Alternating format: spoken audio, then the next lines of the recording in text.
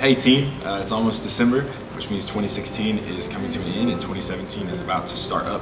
And the way that I wanted to end this year for our team is to remember rightly what has been, what is, and what will be.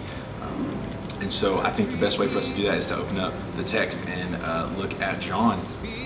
And I just want to read the first few verses for us, and then Jerome's going to expound a little bit.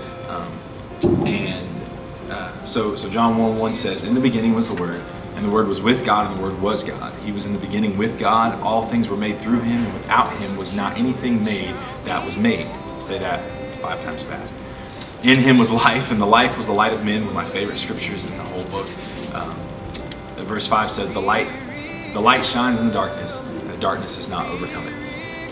All right, so like some good takeaways from this, like, as we go and we're like living in this world that seems so chaotic, it seems like God's just so far outside of this bubble of what our world is. But in reality, like, one thing that just, as I look at this, it's like clear that the Trinity already had this as a plan. They already planned on this happening. They already knew this was going to happen. Like, as they were creating the world and speaking us into motion and whatever, they were doing in those 7 days, they already planned for this. And so that is just to me, that's like, in the beginning was the Word, and the Word was God. Like, it's just like, boom, right there. And so, like, right there is awesome. And then as you go down into the birth of Jesus as a celebration, they planned for that to happen. That happened because they planned it. So Jesus came and was birthed and was here on this earth as a plan. So, like, that's just, to me, it shows a lot of, love, a lot of care for just not only, just not only for us, but just for the world. So I love that. And the faithfulness to go through with it. They're not surprised by anything that's going on. The Trinity is not shocked at where we are today as a people. He's not shocked by where you are as a person. And he's faithful and willing and ready to rescue and ransom. Part of this plan is humanity. We have a part in this. And if you jump down to verse 14, it says, "And the Word became flesh and dwelt among us." I think the Message version says God put on flesh and moved into the neighborhood. He got involved. He got His holy hands dirty. And it says, "And we have seen His glory, glory as of the only Son from the Father, full of grace and truth. John bore witness about Him and cried out, 'This was He of whom I said, He who comes after me ranks before me, because He was before me.'" Verse 16 says, "For from His fullness we have all received grace upon grace. For the law was given through Moses. Grace and truth came through Jesus Christ. What we couldn't do, He did."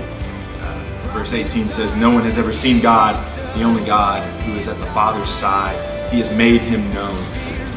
The faithfulness of the Trinity, the faithfulness of the Son to come down and not live apart from us, but to, again, get His holy hands dirty, to intervene and to become intertwined, I guess is the word, to live amongst us and with us.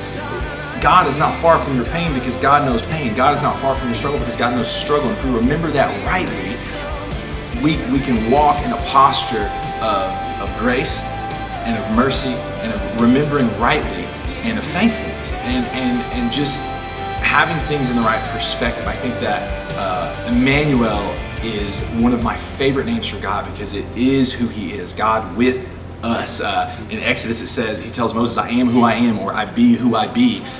And I think that remembering that who He is with us, not far from us, not distant, and He's not surprised by where we are or where you are. I'm grateful for this, and may we remember rightly going into 2017 so that the one who started it can finish it through us. We love you. We're grateful for you. May we remember rightly this December.